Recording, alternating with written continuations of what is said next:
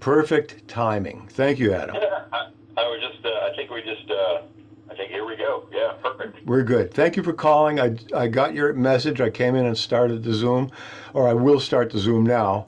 I'm going to give Susan a call and let her know that we're going. Okay, good deal. Thanks, Adam. Yes, sir. Okay, bye. Okay.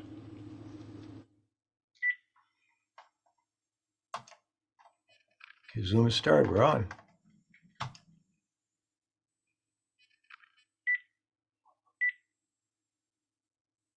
Good. Oh, Susan.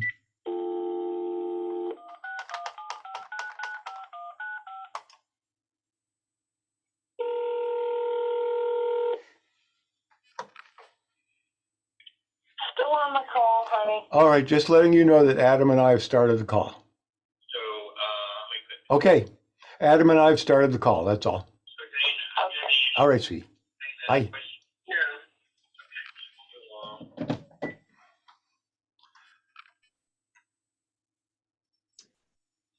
What's going on, Lawrence?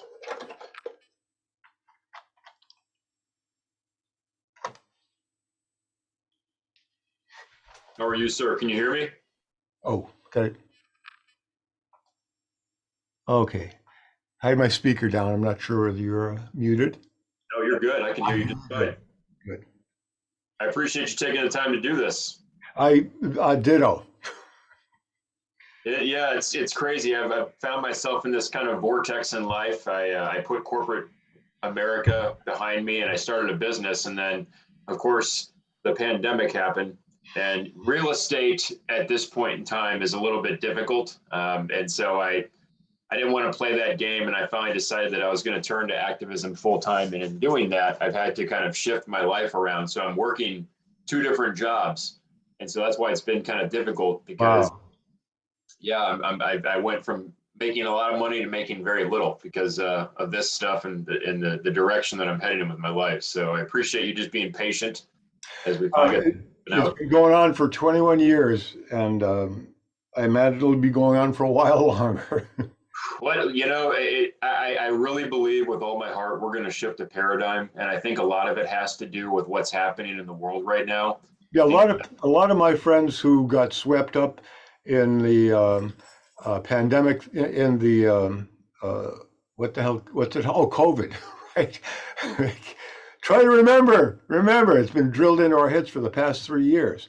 Everybody has COVID, and it's just unbelievable the way that people are so easily convinced that there may be something. I may have something that's like, we all have, we're all susceptible to suggestion and to other things, organisms. But yeah, this whole thing has been just such a manipulated psyop. Yeah. It's a psychological operation. Yeah. And what I found when I really started to come out and start to talk about my experiences, I've been saying what I've been saying for a very long time about my beliefs about September 11th, the Pentagon. Yeah, me too. Yeah. But the thing is that when I talked about these things with people, they looked at me like I was nuts. Yeah, absolutely correct. Oh yeah, and it didn't matter that I had spent 240 hours on site. Didn't matter that I could bring up all the other anomalies that I was exposed to. Yeah. But when things started to happen, I started to see that people's mistrust in the system, in the matrix, as you want to call it, in the government, and just how everything plays on this multinational level to kind of keep us controlled.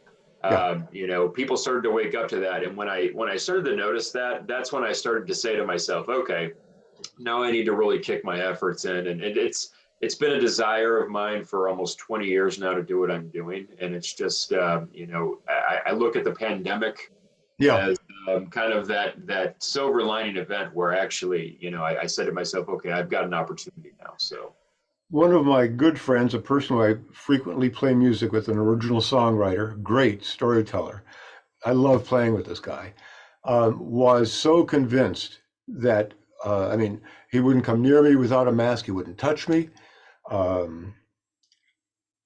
he thought I was crazy because I was not being convinced that there was something wrong. There was this patent disease that was going to kill you, or that you would kill somebody else with. I mean, this whole package of fear, and uh, Susan calls it fear porn.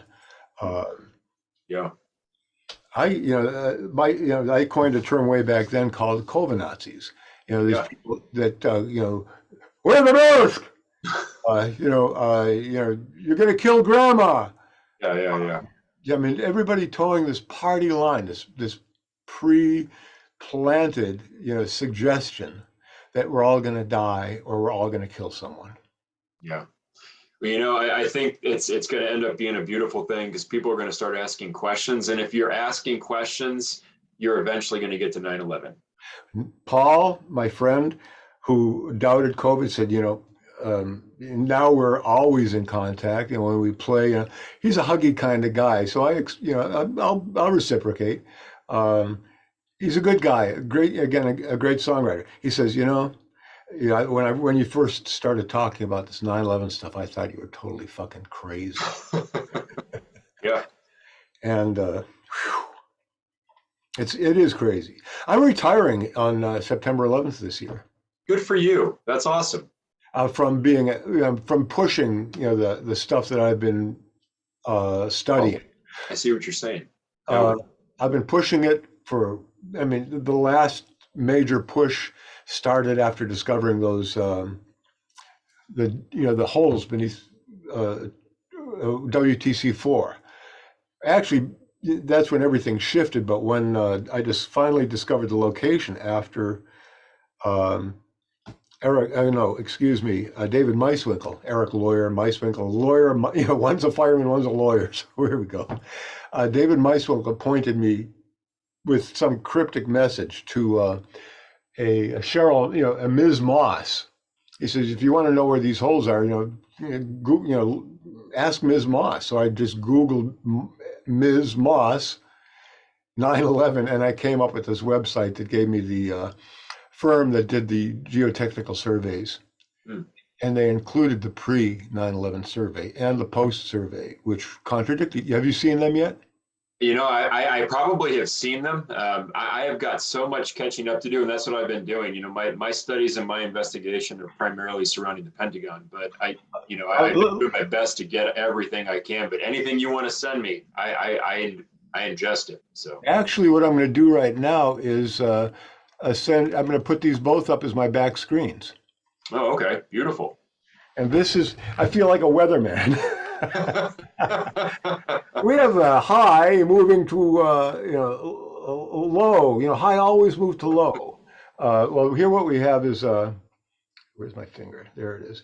This is the pre-9/11 geotechnical survey of the site that building number 4 stood on. Notice that it's got a valley. This is what they call a till-filled valley right in here. That little section right there is the low spot. This is a high spot right over here. Post 9/11, this is a low spot. I'll show you the details of this at some point, though. But this is the geotechnical survey, and the people that conducted that wrote the paper claimed that this was ice age erosion. So that's been my major push over the past few months, although with everything going on, and these are the two holes here that, a really good view of the two holes, where it was once solid flat bedrock. Now for our game, Yeah. the Pentagon. Yeah. This is what I'm going to check and see if Susan hasn't called on yet. Yeah, the Pentagon is a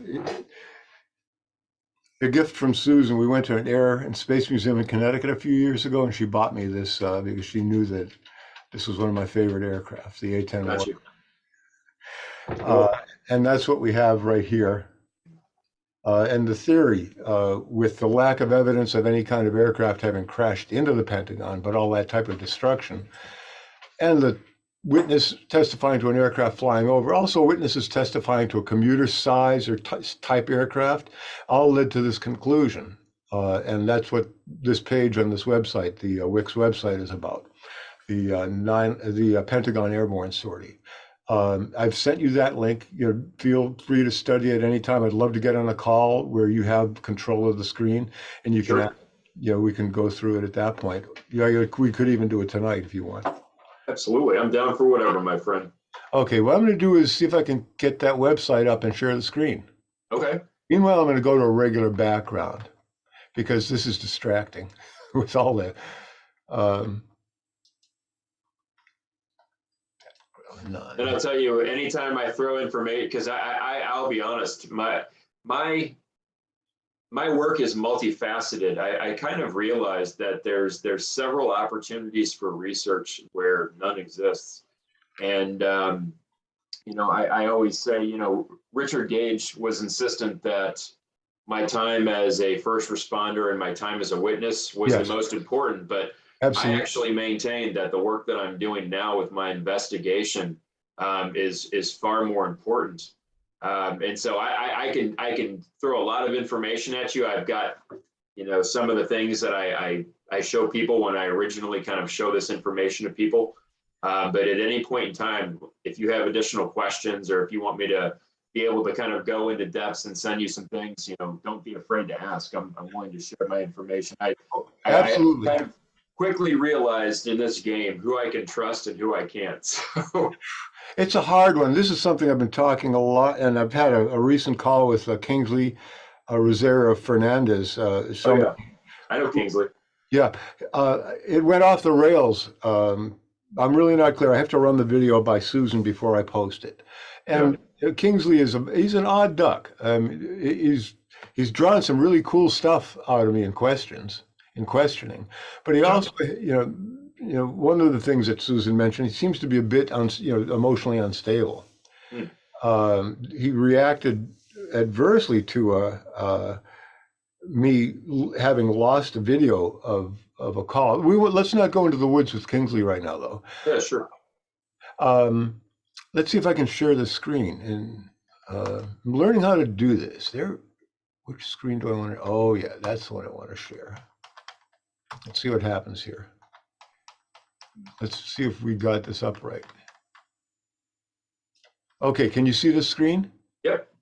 All right, this is the prelude. If people are interested, the first thing that you notice is that there's no wreckage, so you don't need to go. In my opinion, I don't need to go anywhere outside of this scene to know that there was not a 757 that crashed here.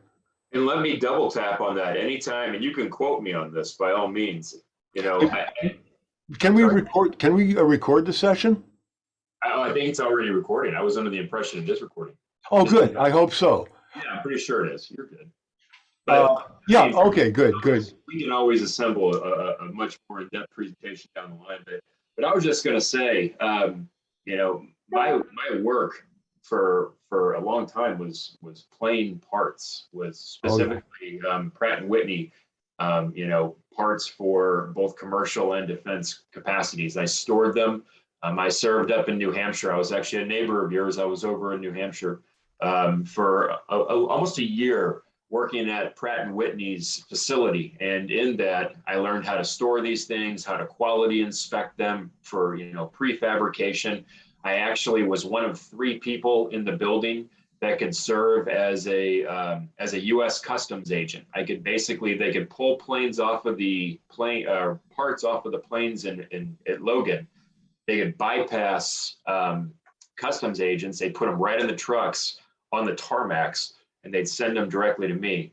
So I know plane parts. I am intimately aware of them. I shipped them. I stored them. I had to take a lot of different classes on inspecting them, and absolutely nothing that I saw or took out of that building over my 240 hours on site there looked anything like a plane part. And so I've maintained for a long time that these pictures that they show, they're very, very, I guess you could say they're selected to kind of sell a narrative.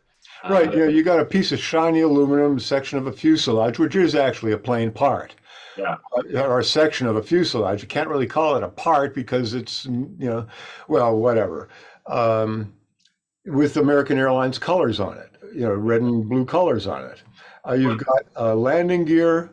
You've got a turbine from some kind of engine, but engines do not fall apart, man. No. I mean, They're huge, gigantic structures, and that I say that the truth lies in the engines. The people that I'm investigating, I've got them in a very hairy spot because they've publicly said things about the engines and about the parts and specifically about damage done to the building. And I'm going to share this stuff with you guys. I'm well aware of the Chandler Costi rhetoric. Oh, no. This is the people, in my opinion, that are responsible for doing what happened. I'm talking. I have actual suspects, names of individuals who are still out among us. I've got specific names. I have a question. How do you go about purchasing bone, grade, aircraft grade, purchasing aircraft out of storage? How would somebody go about acquiring an A-10 Warthog or 757, 767 tankers or transports? Good question. If you figure that out, let me know. I can tell you that our facility was extremely secure as far as stuff going in and out. There was a lot of procedures.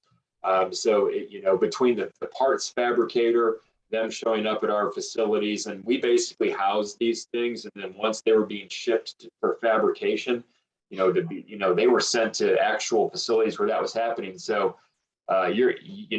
I can tell you that there's a lot of different places where these parts go and they get assembled and they go somewhere else and get assembled. So, is it theoretically, possible to potentially get something? I mean, sure. How it's happened, I couldn't tell you. Okay, so there's the possibility that it could have been somewhere in between. But, again, I don't believe that a 757 even approached the Pentagon.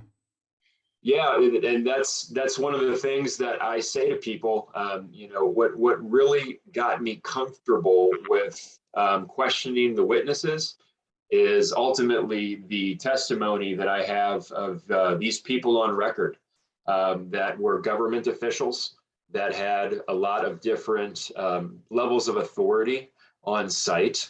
What I'm finding is that there was potentially two different command structures.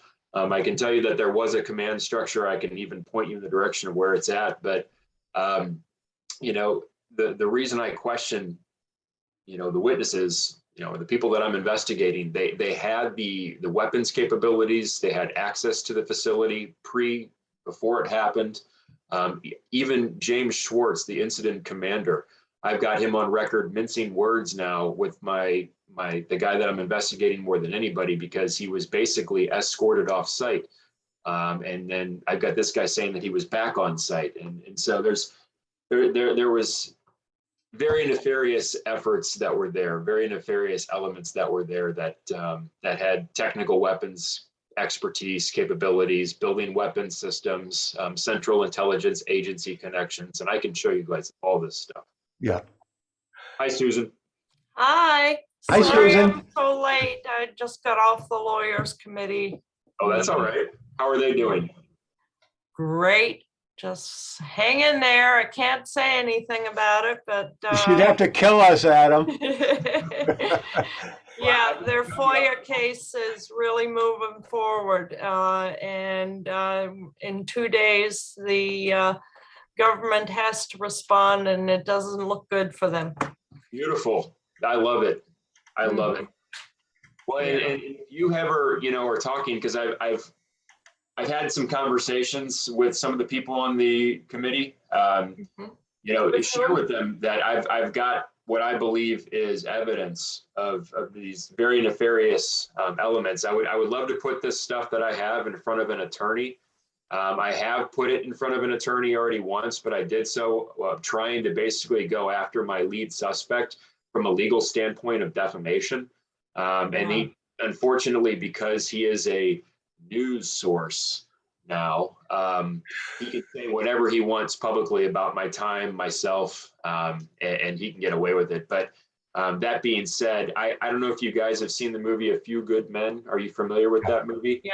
Well, when Tom Cruise gets, Jack up on the stand and Jack starts going crazy and he basically sinks himself. Oh yeah, it was brilliant. That's what I've done with these characters. And so I would love to get in front of the attorneys group and show them what I have, because I think it can be very useful. Okay. Very cool. Yeah. So who have you been in contact with at the Lawyers Committee? Well, it's interesting. And I'm not trying to bash anybody. Richard Gage promised me an introduction that never came.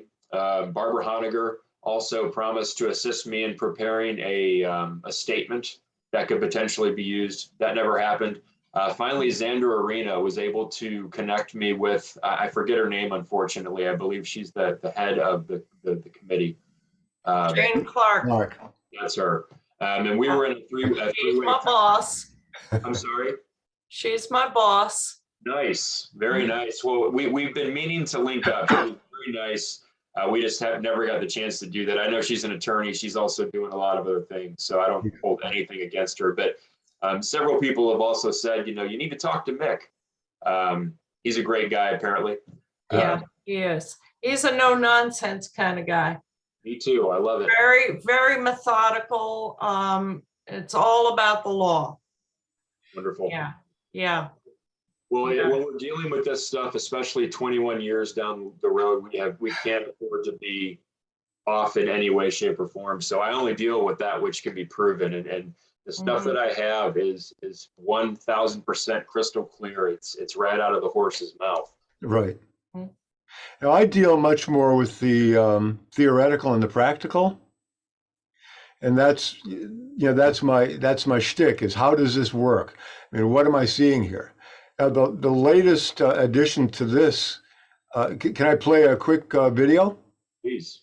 It all has to do with, with this, the Pentagon. So I'll just play play this video and see how much the image of this attack vehicle, the air-to-ground missile explosion, looks like the explosion at the Pentagon.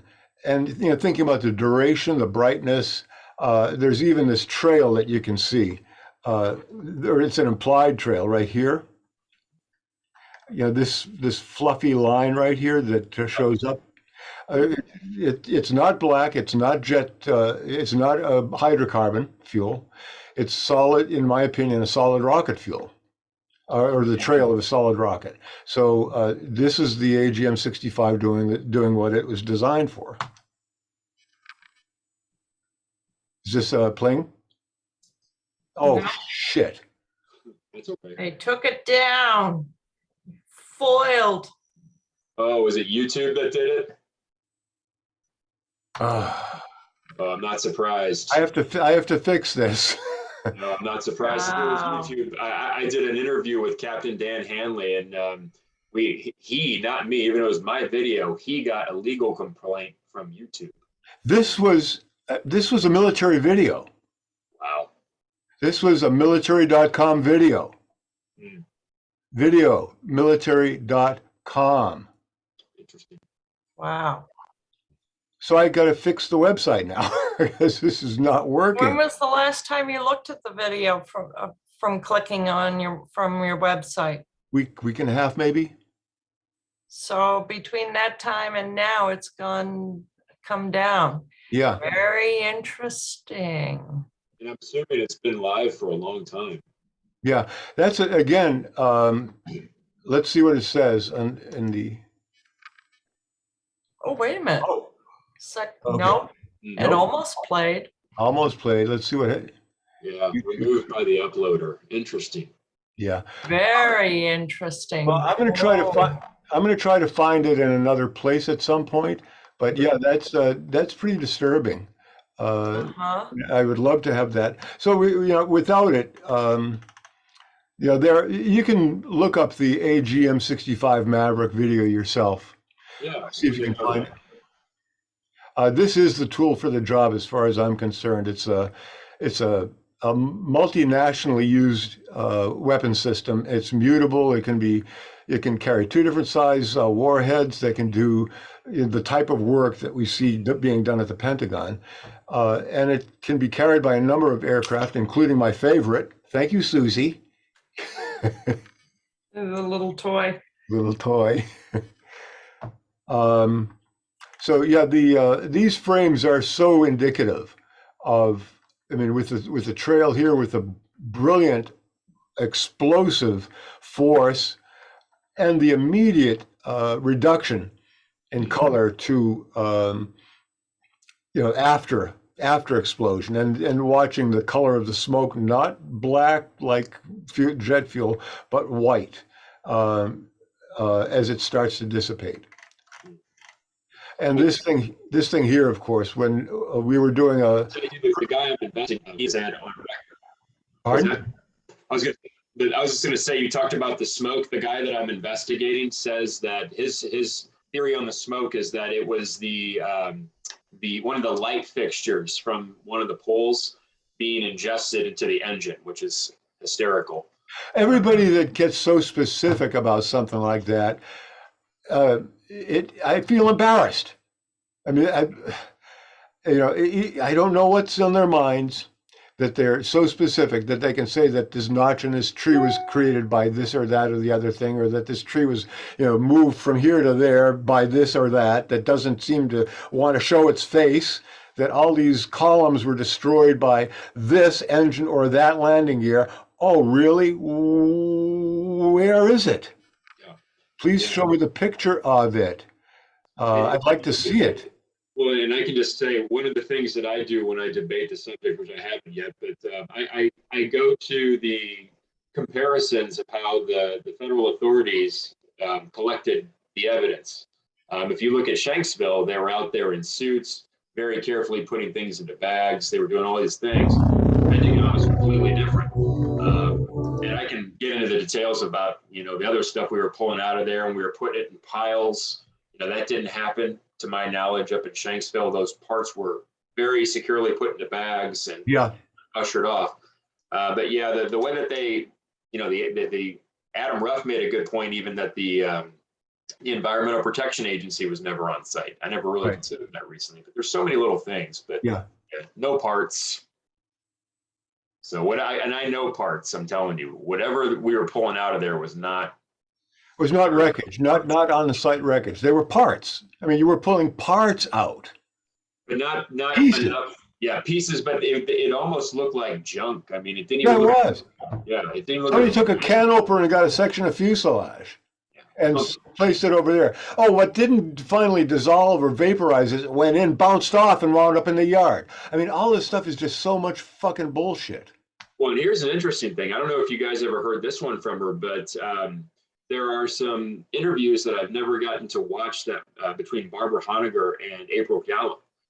So one of the things I'm trying to get from Barbara, I've seen a transcript. I haven't read through it, but I sent it to Dave Cole. I haven't talked to him since he read through it, but she apparently has a DVD interview, and I'm willing to pay for a copy of this DVD where April Gallup says that prior to 9/11, she saw aeronautical parts down just in the hallways. Yeah. Right. So I don't know if you knew that or not, but I thought that was extremely interesting. I'm trying to get linked up with April Gallup. That would be great, because I mean, it is testimony, and it does help. Can I play this real quick? And we can stop it and run back. Susan and I watched this. And this is the one I believe that does not have the tail superimposed in it. Because a lot of this stuff has been doctored. I'm pretty sure that this is the one here that hasn't been, and they did a good job of running from frame to frame to make it look more like a moving video rather than a bunch of stop frame. But it does show details. It's a well done assembly. Okay.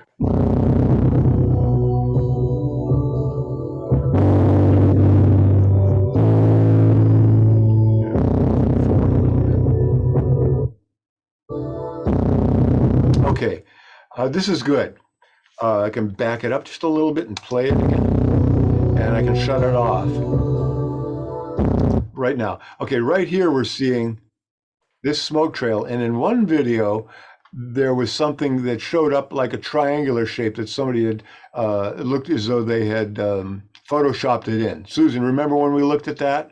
And there Yeah. was that triangle shaped thing over here that looked like a, but it doesn't exist in this, which is probably one of the, I'm just presuming it's one of the undoctored original videos. So this is the smoke trail from what I presume is an air-to-ground missile that was launched by an aircraft, which is probably still way back over in this direction, because that is generally going to be quite a bit ahead of the attack aircraft. Okay, I'm going to play it some more and stop it. Nice. You've got this. Oh, shit. We have 10 minutes. I'll get through this real quick. This is the explosion. You can still see the artifacts from the trail here. Next frame. Oh, come on. Okay. Expanding aftermath fireball. And this thing over here, which you happen to like 2 to 3 seconds after. I believe they're like 0.2 of a second between frames. I can't remember. Maybe they're a second. But this object over here is what we showed at the Boston 9/11 meeting. And we superimposed it. I said, well, here's what Wayne Costa was doing a presentation. He allowed me to use the screen. So this showed up. And I said, I had handed this to him. And I went and took it back from him. And I said, let me have that back, please. And he gave it to me. And I went over to the screen and I put it up over here in a configuration that was sort of approaching. Like I approached the Pentagon and did a right climb and bank. And this is doing the right climb and bank. It looked as though I was casting a shadow on that image. So it was coincidental, and it's just a circumstantial thing. But that could very well be the attack aircraft, masked out. Maybe they blacked out over it so you couldn't recognize if there were any details left, whatever. So these are a lot of presumptions I'm making. I'll just let it play through now.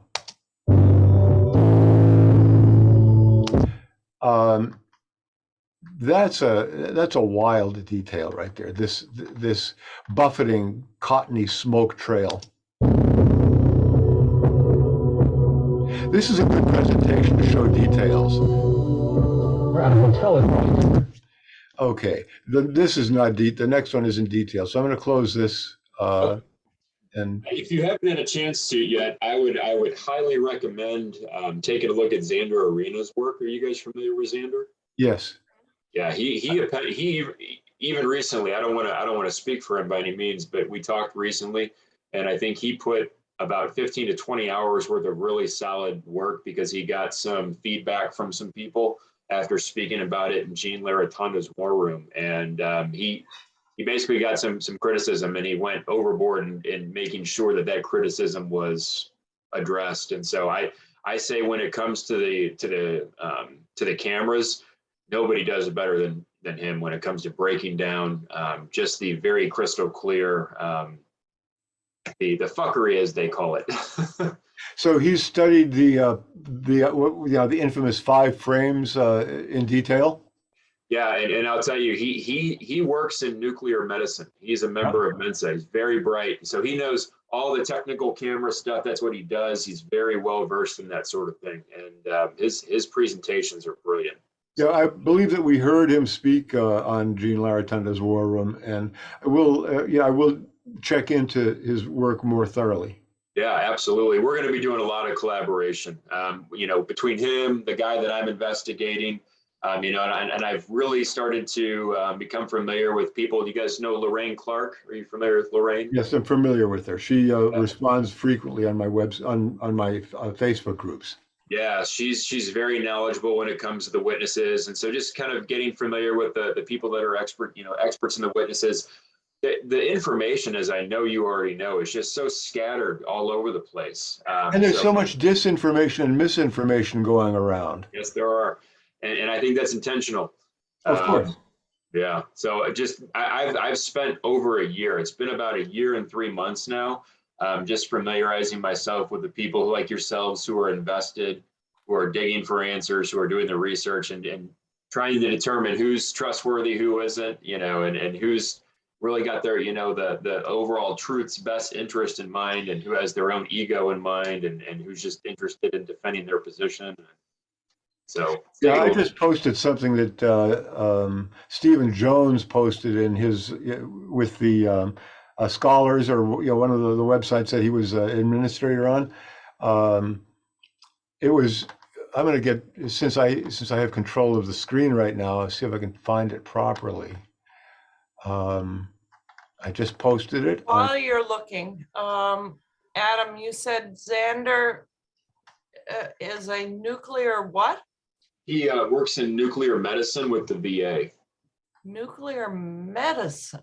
Yeah, don't even, I couldn't tell you what that entails, but it's smart people stuff. I jokingly say that, but. So he's familiar with nuclear. Yeah, well, medicine. Medicine. And I will tell you, I think he does have a position when it comes to mini nukes, because I did ask him about that. I was introduced to a guy. Are you familiar with Bill Deagle, Dr. Bill Deagle? Have you ever heard of him? I was introduced to him. He's got his own radio show. He used to do some work with Alex Jones and those guys. Barbara Honegger asked me to go on his podcast, and I did. But he believes there are mini nukes that were involved there. And I know Richard's been very hesitant to go there. I wish you would ask. I wish you would add that to the questions. He asks questions, could it be thermite? He states the facts about what thermite is capable of and what temperature affects the alloys involved. Yeah. He has not asked what else might there be yet. He has not asked, could it be? Because I presented 4 years ago this evidence, and I'll share that with you at some time in the very near future. And it's been ignored by everybody, almost every, I think it's been ignored. I don't know whether it's been percolating and whether it's about ready to erupt or what. I mean, everything is being kept secret from me. Damn you, Susan. Hey. I'm gonna grab a beverage. I'll be right back. Got my beverage. I'm gonna get a ginger beer. You two talk with him. I'll be right back. I got the real stuff. I won't start dropping names, but I will tell you, I mean, I will if you want me to, but the last 15, 16 months have been very eye-opening about the people who are involved in the truth movement, and the people that are, the most respected, and it's been crazy. But yeah. I'll tell you, my faith and my trust in Xander is whole. He is great, and he's a good. Yep, I'm getting that. He would be the first to admit if he got something wrong, but he's rock solid. If this session gets over before we continue complete our conversation, click on the link again. I will restart it. And next time, maybe Susan will host us because she's got a. I got the power. She's got the power. I pay the $10 for it every month. It's like, whatever. Okay, so for tonight, we can just click on the same link and go on. Do you think Xander would be interested in joining us one of these days? Oh, I know he would. I can tell you with great confidence he would. He's busy, but yeah, absolutely. And I think I could make that arrangement. Oh, here's the latest conclusion, a refined conclusion over here where I have this. Oh, there we go. How do you like that? You just click on it, it gets big. So this is building number 7, WTC 7, and this is the latest analysis after listening to Captain Patterson on Richard Gage's Unleashed podcast. So I believe that it happened in 2 stages, starting with a well-sized nuclear event that occurred to reduce the bedrock beneath these columns, so that this is the east. The east penthouse would be up here. So that's the heaviest part of the building. They reduced the bedrock underneath it so that these core columns would fall into the bedrock, and then subsequently, bang, bang, bang, bang, bang, bang, took out each of these columns here, probably 0.2 of a second between shots. And these could have been done with conventional. This, I do believe, was thermonuclear. Okay. Do you leave any kind of trace of any type of thermonuclear elements? Not if it's underground. Yeah. It's a great- Project Plowshare is the key that opened the door to me coming out with nuclear, because I was resisting it for years, because I know that I was once somebody who resisted. I was saying ridiculous to nukes until I understood how they could be used effectively and safely. And that was brought forth by discovering Project Plowshare, which was sponsored by the Nuclear Energy Regulatory Commission, whatever, and a number of people with interest in nuclear research. Brilliant, brilliant group. It disbanded because it was unpopular. All these scientists went somewhere, and I'm thinking it was probably Israel. Great state to do this kind of work.